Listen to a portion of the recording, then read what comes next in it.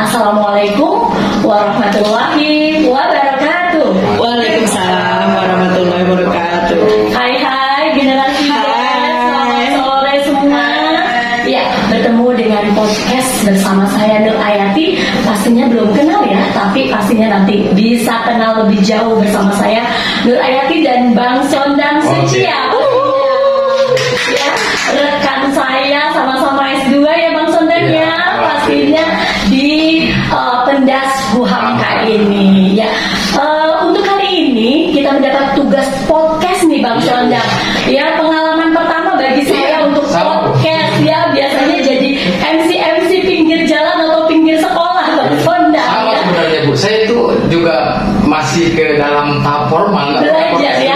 Kayaknya kita berterima kasih nih ya pada tugas wawasan profesi pendidikan dasar yang diampu oleh dosen keren kita nih sekaligus kaprodi Pendas, yaitu Bunda Yesi Yaditasari MPD. Terima kasih Bunda Yesi sudah mengajarkan kita podcast pada sore hari ini. Saya ditemani Bang Sondang nih, sama-sama teman S2 saya nih ya. Seperjuangan, masuk bareng lulus bareng pastinya ya Bang Sondang ya. Iya. Kita buka podcast pada sore hari ini tentunya dengan berpantun Bang Sondang. Ya, pantun kali ini khususnya pasti untuk tokoh yang akan kita bahas nih Bang Sondang. Siapa tokoh kita? Tokoh kita adalah Kiai Haji Ahmad Dahlan. Tidak asing dan tidak orang tidak siapa sih pastinya sudah mendunia ya tokoh familiar sekali namanya. Iya betul Bang Sondang. Boleh ya satu pantun ya? Boleh. Untuk podcast pada sore hari ini. Membumbung-bungkam langit yang cerah. Cakep. Laut terhampar, hijaunya sawah. Cakep. Kiai Haji Ahmad Dahlan derapkan langkah. Cakep. Bangkitkan tajid, kibarkan dakwah. Cakep. Allahu Akbar. Ya, di sini di podcast kita akan mengupas tuntas tentang Kiai Haji Ahmad Dahlan Bang Sondang ya. Iya, di mana siapa sih Ahmad Dahlan tersebut?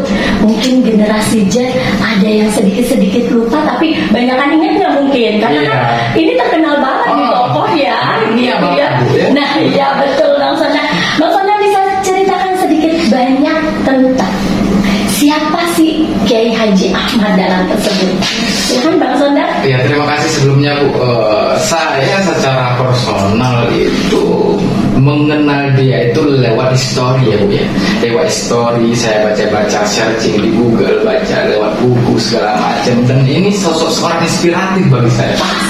Pastinya mungkin bukan saya sendiri saja, mungkin teman-teman yang satu lokal Pendas S2 Huhamka dan seluruh masyarakat Indonesia mengenal ini sosok. Iya betul. Mendunia juga pastinya Bang Sondang. Selaku sosok seorang inspiratif, selaku sosok seorang tokoh ulama, dan juga beliau adalah tokoh pendidikan. Dan sesuai dengan apa yang kita jalankan sekarang, yaitu sedang mengikuti pendidikan di Huhamka khususnya. Iya, S2 pastinya ya Bang Sondang Huhamka. Ya, sekalian kita berpromosi ya. Siapa yang mau masuk Pendas S2 Huhamka bisa podcast di seperti saat ini ya. Kapan lagi kita podcast kalau bukan di Huhamka? Iya, gratis betul.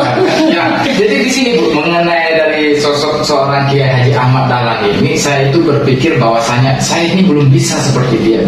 Dia ini punya pemikiran yang cemerlang, punya pemikiran yang sangat luar biasa menurut saya Bu ya. Karena dengan adanya beliau hadir di Indonesia dengan konsep pendidikan yang dia bawa, sampai saat sekarang ini masih dipakai loh. Nah, masih dipakai. Sebelum kita masuk ke sana, saya jelaskan dikit dulu ya Bu ya, mengenai siapa sih Kiai Haji Ahmad Dahlan. Kiai Haji Ahmad Dahlan ini, nah, Kiai Haji Ahmad Dahlan ini adalah sosok seorang pribumi asli dari Yogyakarta. Waduh, 11-12 sama saya Bang Sondang ya. Kalau saya pernah mengenyam saja pendidikan di Yogyakarta, karena memang terkenal dengan kota pelajarnya Yogyakarta. Tapi saya orang Jakarta sih Bang Sondang ya. Tapi bangga loh, bangga bisa berpendidikan di Yogyakarta sebagai kota pelajarnya Indonesia ya. Walaupun hanya mengenyam SMA doanya saja di sana. Alhamdulillah. Saya juga pengen sebenarnya, cuman belum ada kesempatan. Makanya saya itu lebih banyak coba menggali informasi dari Kiai Haji Ahmad Dahlan ini lewat website. Dilanjut Bang Sondang, siapa itu? Kiai Haji Ahmad Dahlan ini adalah sosok seorang pribumi dari asli Yogyakarta yang kecilnya itu bernama Muhammad Darwis. Oh iya. Nah, panggilan kecil itu Muhammad Darwis. Darwis ini adalah panggilan akrabnya. Iya betul. Ibaratnya kalau kita Neng. Ya Neng, kalau di Sunda itu kan kalau jam gitu. Kalau di saya keren-kerennya. Kalau saya di Sumatera Barat itu namanya udah ucok ya. Ucok semut Bu. Oh, iya. Beda itu. Nah, gitu. Secara panggilan akrabnya gitu. Iya. Nah, posisinya sekarang itu di saat Kiai Haji Ahmad Dahlan ini panggilan mereka di saat kecil itu adalah Muhammad Darwis. Nah, dia ini adalah putra keempat dari Kiai Haji Abu Bakar, Bu. Pastinya sosok terkemuka. Sangat terkemuka, Bu. Jadi dia ini adalah keturunan dari sosok seorang khatib. Khatib atau bisa dikatakan itu khatib di Masjid Besar Kesultanan Ulama, Kesultanan di Yogyakarta. Dan dia ini adalah orang yang mewariskan langkah bapaknya sebagai Kiai Haji tadi. Iya, betul. Dan dia inilah yang meneruskan perjuangan dari bapaknya tadi, yaitu sampai saat Kiai Haji Ahmad Dahlan ini menjadi sosok seorang inspirator di dunia, baik itu dunia pendidikan maupun di dunia keislaman itu tersendiri. Mungkin itu Bu sedikit gambaran kecil terkait dari siapa itu Kiai Haji Ahmad Dahlan.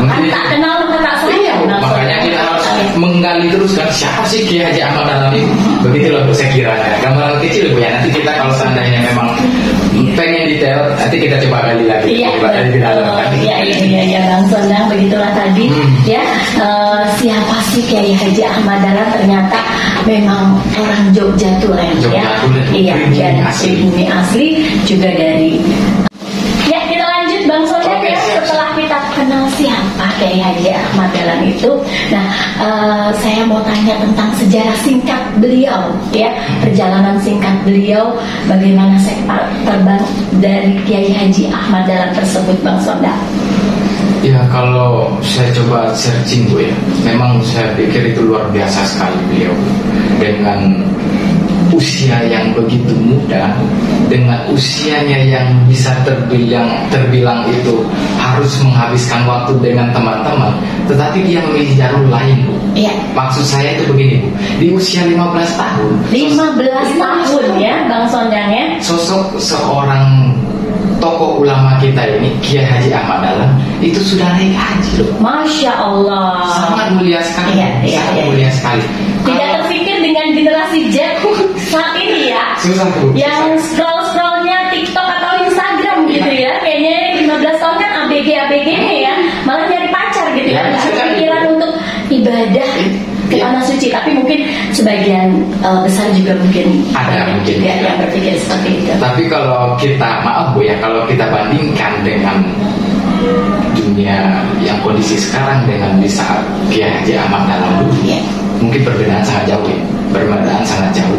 Tapi beliau ini memang memfokuskan diri itu untuk keumatan dan kebangsaan, dunia pendidikan dan juga dunia keislaman. Nah, itulah yang dilakukan setiap harinya.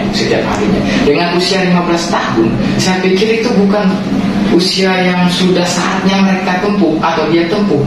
Seharusnya itu dia menghabiskan waktu untuk bercengkrama dengan teman-teman. Ya, dengan sebaya. Dengan sebayanya. Ya, ibaratnya kalau dunia sekarang ini kita scroll TikTok, kalau lebih fokus itu mabar mungkin ya Bu ya. Yang lebih keren ya Mobile Legends gitu kan, atau main PUBG, itulah yang lebih keren ya kan di saat dunia sekarang. Dengan usia yang bisa dikategorikan itu baru beranjak remaja, dia lebih memfokuskan diri untuk mensucikan diri ke tanah suci, beribadah ke, dan bahkan pernah bermukim. Iya Bu, dan itu dia itu sudah ibaratnya itu sudah menghibahkan dirinya setelah naik haji, kemudian dia melanjutkan untuk menghibahkan diri selama 5 tahun di Mekah. Mulia sekali Bu. Kalau kita kaitkan dengan tidak terpikir ya untuk generasi saat ini ya. Susah itu Bu. Kalaupun ada mungkin 0,0% sekian itu. Ya, dan saya pun secara personal dengan usianya sekarang juga tidak terpikir. Oh gitu ya Bang Sondang ya. Tidak terpikir menurut saya. Karena beliau ini Ya mungkin apa yang menyebabkan beliau itu begitu aktif dan begitu sangat produktifnya untuk memberikan kontribusi ya. Saya sampai saat sekarang ini masih menggali itu. Saya masih menggali apa sih yang menjadikan poin atau tolak ukur sehingga dia itu dengan usia yang sangat masih muda sudah menghibahkan itu. Itu yang saya mencoba untuk mengkaji, menggali informasi-informasi yang menyebabkan dia itu sudah ya sudahlah, saya fokus ke persoalan kontribusi saya terhadap duniawi dan ukhrawi. Iya. Itu Bu yang harus kita, ya secara personal harus yang kita kaji itu Bu. Jadi secara perjalanan singkat tadi dengan usia yang 15 tahunnya saya kategorikan itu sangat muda. Lagi ABG gitu ya. Masih ya tahap-tahap mau masuk ke itulah pubertas lah Bu ya. Iya, betul. Puber mau beranjak usia ya remaja, mungkin mau tahap-tahap kategori dengan cewek-cewek. Tapi sudah berfokus dengan ibadah dan kegiatan-kegiatan positif lainnya yang sifatnya untuk memberikan kontribusi. Yang pertama tadi Bu, terkait dari perjalanan singkat dari Kiai Haji Ahmad Dahlan ini. Yang kedua itu dengan usia yang masih muda juga, pada tahun 1912 ya tepatnya pada tanggal 18 November beliau mendirikan sebuah organisasi terbesar di Indonesia. Oh iya. Sangat terbesar dan sekarang masih tetap aktif. Dan mungkin teman-teman yang dari UHAMKA khususnya pendas S2 dan mungkin masyarakat-masyarakat yang ada di Indonesia kenal dan tahu organisasi apa sekarang ini, yaitu Muhammadiyah yang kita rasakan saat ini juga ya. Kita menikmatinya selaku mahasiswa S2 UHAMKA ya. Bentuk pendidikan. Iya betul. Nah itulah bagaimana mulianya beliau, bagaimana cara beliau untuk memberikan konsep yang positif terhadap Indonesia, dan itu sudah dipikirin jauh-jauh hari. Betul. Dan salah satu contoh pemikiran dia itu dipakai. Buktinya Muhammadiyah masih tetap bertahan. Iya. Itulah. Dan kita merasakannya nih generasi saat ini ya. Dan bahkan menikmati hasil perjuangan beliau. Iya betul. Nah, itulah sedikit dari perjalanan singkat Kiai Haji Ahmad Dahlan tadi. Iya, itu kita mengulik sejarah beliau yang benar-benar menginspirasi ya generasi Z saat ini dan khususnya untuk kita nih selaku mahasiswa S2 UHAMKA ya merasakan bagaimana organisasi Muhammadiyah itu besar dan terus tumbuh dan kita merasakannya sampai saat ini ya Bang Sondang. Berlanjut lagi ya Bang Sondang, kita lihat nih karya-karya besar dari Kiai Haji Ahmad Dahlan. Mungkin bisa diceritakan salah satu karya besar beliau ya yang terbesit sampai saat ini. Apa sih yang menurut Bang Sondang yang memang wah gitulah yang menjadi karya besar dari Kiai Haji Ahmad Dahlan tersebut? Iya Bu, selain dari Muhammadiyah tadi ada salah satu di antara Muhammadiyah itu hasil dari karya beliau, hasil dari bapak tokoh kita ini, yaitu Taman Siswa. Oh, itu berupa sekolah juga ya Bang Sondang ya. Taman Siswa ini memang artinya pure didirikan oleh Kiai Haji Ahmad Dahlan.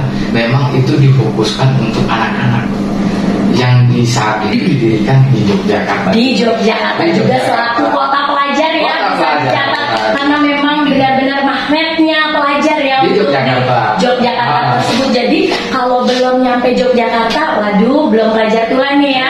Makanya S2 Pendas nggak usah jauh-jauh deh ya. Kita keliling dunia tapi keliling Jogja dulu buat menyaksikan sejarah hidupnya ya. Taman Siswa yaitu yang didirikan oleh Kiai Haji Ahmad Dahlan. Jadi Kiai Haji Ahmad Dahlan ini sudah mengkonsepkan dengan matang, mengkonsepkan dari dini sebenarnya kan. Dia mendirikan Taman Siswa itu mentargetkan dan memfokuskan kepada anak-anak. Kenapa dikhususkan kepada anak-anak? Karena dia berpikiran bahwasanya anak-anak ketika di saat dibentuk dari dini, otomatis step by step dia akan terbentuk secara tersendirinya. Jadi konsep itulah yang dilakukan Kiai Haji Ahmad Dahlan ini untuk mendidik dan membuat karakter anak-anak ini bermoral dari kecil. Nah, konsep itu bisa masuk dalam kurikulum yang saat ini sedang di-booming-boomingkan Mas Menteri nih, Bang Sondang, kurikulum Merdeka ya, Mas Menteri. Pasti kan mendengung-dengungkan ya, yang kita kenal sebagai kurikulum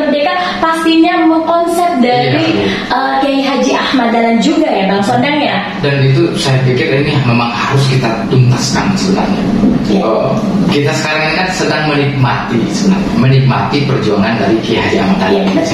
Kalau dikaitkan, ada nggak sih hubungannya dengan Kiai Haji Ahmad Dahlan dengan pendidikan sekarang? Sangat ada, Bu. Salah satunya itu adalah pendidikan karakter.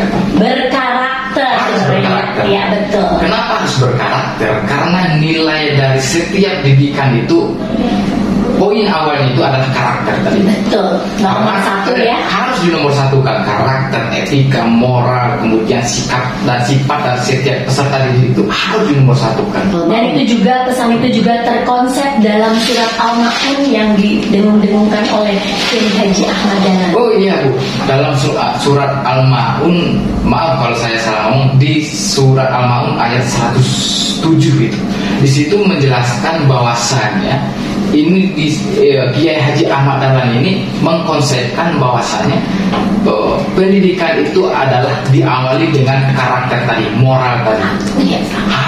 Harus itu yang diawali. Persoalan ilmu itu adalah bonus ya. Kalau dapat karakter dan ilmu luar biasa. Lebih paten lagi. Dan itulah yang dikonsepkan oleh Kiai Haji Ahmad Dahlan ini, bahwasanya pendidikan itu memang harus, tapi yang lebih wajib lagi itu adalah karakter atau moral tadi. Harus itu. Dan surat Al-Ma'un dari ayat 1 sampai 7 itu berkonsep ya tentang karakter dan nilai-nilai yang harus dilakukan oleh setiap kita umat manusia, dan khususnya sebagai generasi yang akan meneruskan perjuangan dari Kiai Haji Ahmad Dahlan ini. Begitulah konteks yang dilakukan oleh Kiai Haji Ahmad Dahlan ini. Dia itu tidak berpandang, oh dia ini non muslim, oh dia ini muslim, oh dia ini pendatang, oh dia ini orang luar. Dia nggak tidak pernah sama sekali memandang begitu. Dia menyamaratakan semuanya. Kalau dia mau belajar, ayo silakan belajar. Oh dia ini punya potensi, ayo silakan kita ajarkan mereka, kita kasih konsep kepada mereka bahwasanya pendidikan itu adalah begini. Kemudian moral itu harus begini. Apa yang harus kita lakukan terhadap kontribusi kita kepada bangsa dan lingkungan itu harus begini. Begitulah konsep dan betapa mulianya beliau. Dia tidak pilih-pilih orang, Bu. Oh dia ini bukan keluarga saya, ngapain saya ngajarin. Nggak pernah diperkenalkan. Makanya mendunia ya Bang. Mendunia sekali. Bukan hanya di Indonesia. Bukan cuma tokoh ulama, tokoh pendidikan juga gitu. Di dunia bahkan semuanya banyak yang mengenal beliau. Iya. Nah, itulah terkait dari salah satu, bukan salah satu, sudah salah dua. Yang pertama tadi tentang kalau salah dua 8 Bang Sondang ya, jangan salah ya pokoknya ya.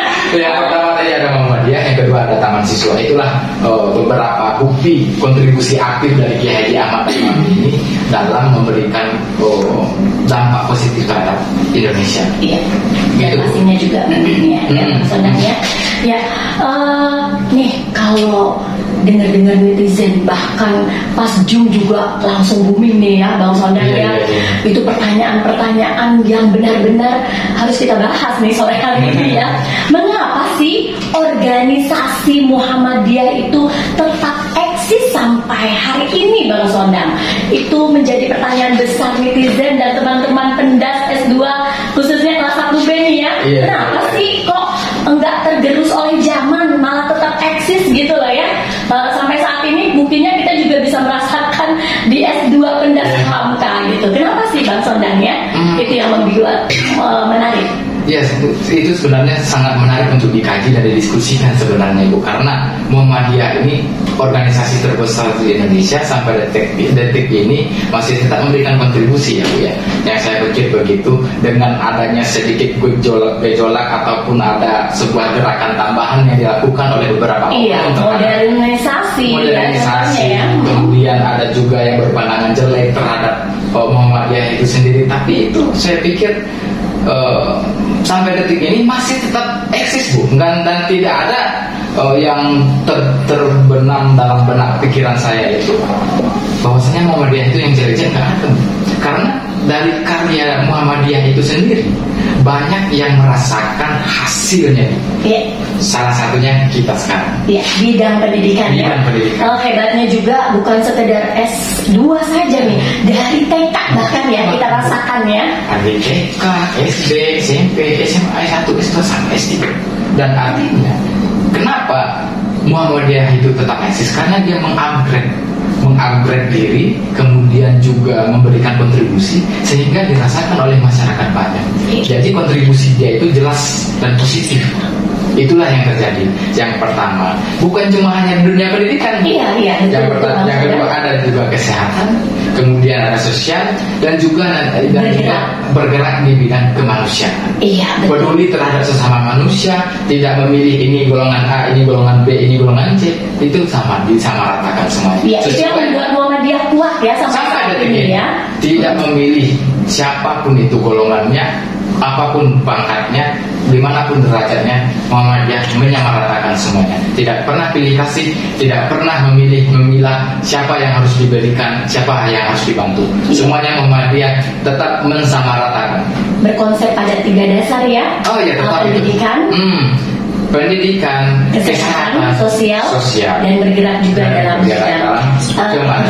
kemanusiaan dan juga ekonomi. Iya, jadi sosial. Membuat Muhammadiyah tetap kuat dan eksis sampai detik ini ya, sampai detik ini.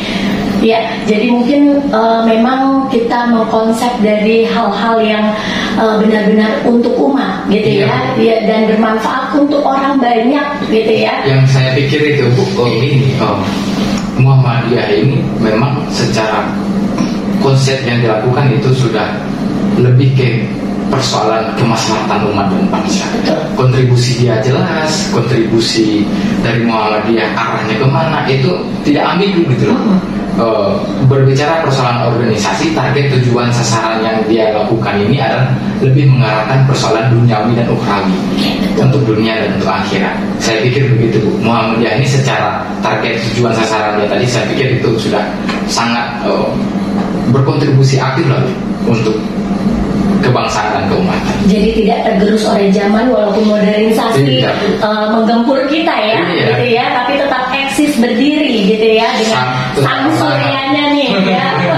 Tetap bertahan sampai sejauh ini walaupun dengan banyak yang mengikis kan, walaupun dengan banyak terjangan ombak, dia tetap melaju, tetap melangkah, tetap bertahan kokoh sampai detik ini. Itulah yang saya pikir Muhammadiyah ini mengupgrade diri terus, mengupgrade dengan adanya modernisasi yang dilakukan, yang sampai detik ini kita rasakan dampaknya itu.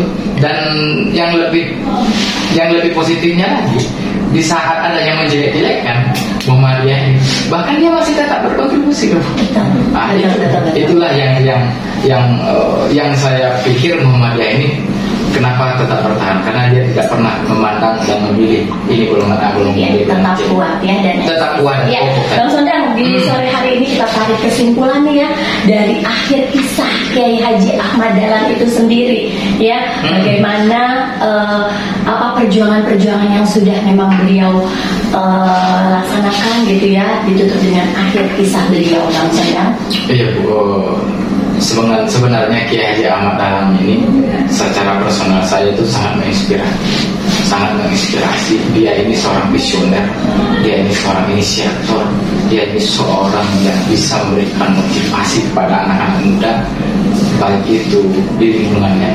Dampak yang dia lakukan kita bisa menikmatinya sekarang positif, dan kita bisa menikmatinya sekarang. Bukan cuma kita, masyarakat seluruh dunia bisa menikmati, dan bahkan beberapa dunia itu mengenal beliau. Dan itulah salah satu kontribusi aktif beliau terhadap nilai kebangsaan dan keumatan tadi. Nah, mengenai Kiai Haji Ahmad Dahlan ini sendiri, memang beliau di saat umur 54 tahun. 54 tahun ya, masih tergolong muda ya. Masih tergolong muda. Dia tutup usia di umur 54 tahun dengan adanya kontribusi tadi pada tahun 1961. Karya-karya besar yang dilakukan oleh Kiai Haji Ahmad Dahlan ini, karya-karya besar yang diserahkan atau yang dikontribusikan kepada masyarakat Indonesia dan bangsa Indonesia ini jelas. Di tahun 1961 itu diberikan penghargaan khusus buat beliau. Iya, pastinya ya. Dan itu kita kenal ya sebagai pahlawan Indonesia. Pahlawan pendidikan Indonesia. Dan saya pikir itu sudah ya seharusnya yang dia terima, karena dengan konsep yang dia lakukan tidak pernah memilah ini A, ini B, ini C, dia itu seharusnya dan sepantasnya dia terima. Iya, menjadi tokoh besar di Indonesia, yang pahlawan juga, iya betul. Pahlawan pendidikan Indonesia, Bapak Kiai Haji Ahmad. Sebenarnya perjuangan dan kisah beliau ini saya pikir dalam diri saya sendiri mungkin tidak bisa saya wujudkan, karena perjuangan beliau ini sangat mulia sekali dengan usia yang begitu matang, menghibahkan diri untuk fokus ke persoalan keumatan dan kebangsaan. Kalau kita sinkronkan dengan kondisi kebangsaan saat sekarang ini, aduh, jauh. Tapi insya Allah ya, dengan kita S2 di UANA, kita meneruskan perjuangan dari Kiai Haji Ahmad Dahlan, dan akan lahir Ahmad Dahlan yang lain. Amin. Dan jangan sampai nanti teman-teman ataupun generasi Z atau generasi milenial jangan sampai bawa kata semangat gitu ya. Harus bisa memotivasi walaupun dengan usia sekarang yang mungkin hampir 30 atau yang udah 40 atau yang udah 50, jangan sampai menyerah diri. Maksudnya jangan sampai kita itu lemah, dan kita juga saya pikir masih bisa kok memberikan kontribusi, masih bisa kok untuk memberikan dampak positif seminimal itu dalam keluarga. Iya, pastinya. Kalau Kiai Haji Ahmad Dahlan kan mendunia nih Bu. Di Indonesia mungkin sudah mengenal semua. Iya. Di dunia pun udah beberapa negara yang mengenal. Ya. Seminimalnya itu kita juga bisa bermanfaat. Seminimalnya di keluarga. Iya. Kalaupun nggak bisa keluarga, diri sendiri pastinya. Itulah yang seharusnya kita lakukan. Jadi pada intinya apa yang dilakukan oleh Kiai Haji Ahmad Dahlan itu setidaknya kita bisa mengulik, kita bisa ambil poin atau intisarinya tadi, bahwasannya perjuangan beliau sangat mulia sekali. Bahwasannya apa yang dia lakukan itu adalah hal yang sangat dia ibaratnya itu asas keseimbangan lah ya, antara duniawi dan ukhrawi, antara dunia dan akhirat. Dia itu menyeimbangkan. Di dunia dia lakukan apa yang harus dia lakukan, di akhirat di akhirat besok dia juga akan mendapatkan hal yang setimpal, yaitu pahala. Iya. Mengenai isu-isu hangat ya, yang kita mau pemilu nih ya, saya ngambil kutipan nih dari Kiai Haji Ahmad Dahlan, Bang Sondang ya. Apabila pemimpin-pemimpin negara dan para ulama itu baik, maka baiklah alam semesta. Dan apabila pemimpin-pemimpin negara itu rusak, maka rusaklah alam semesta. Itu quote dari Kiai Haji Ahmad Dahlan yang sekarang lagi isu hangat tentang pemilu. Mudah-mudahan kita mendapat pemimpin yang amanah dan bisa berjuang untuk Indonesia jauh ke depannya lebih baik lagi, Bang Sondang. Ada Bang Sondang mengenai, karena kita udah berbicara pemilu ya, dikit aja sih sebenarnya. Lagi pada rebutan kursi sebenarnya kan itu. Besok siapapun yang akan terpilih, yang akan dipilih, siapapun yang terpilih terkhususnya, semoga bisa mengemban amanah. Iya. Dan teman-teman terkhususnya seluruhnya, baik itu generasi Z, generasi milenial, kemudian masyarakat Indonesia, itu melek persoalan memilih pemimpin. Karena yang akan membawa pemimpin karena yang akan menentukan pemimpin itu adalah kita sendiri, bukan orang lain. Dan gimana watak pemimpin, begitulah Indonesia gimana ke depan. Mudah-mudahan mendapatkan pemimpin yang amanah dan yang baik tentunya ya. Iya. Kalau dibuka dengan pantun, pastinya ditutupnya dengan pantun juga dong, Bang Sondang ya. Biar seru pada sore hari ini, yang menyaksikan udah ngantuk-ngantuk melihat lagi nih bersama dan Bang Sondang ya. Kita tutup cantik podcast ini dengan pantun. Tentram hati karena iman. Cakep. Budi yang baik akan dikenal. Cakep. Kiprah Kiai Haji Ahmad Dahlan tak perlu diragukan. Cakep. Jadikan Muhammadiyah berkarya dengan prestasi yang gemilang. Cakep. Kita tutup podcast pada sore hari menjelang malam ini dengan ucapan hamdalah, alhamdulillah. Kami dari kelompok 1 mengucapkan terima kasih. Saya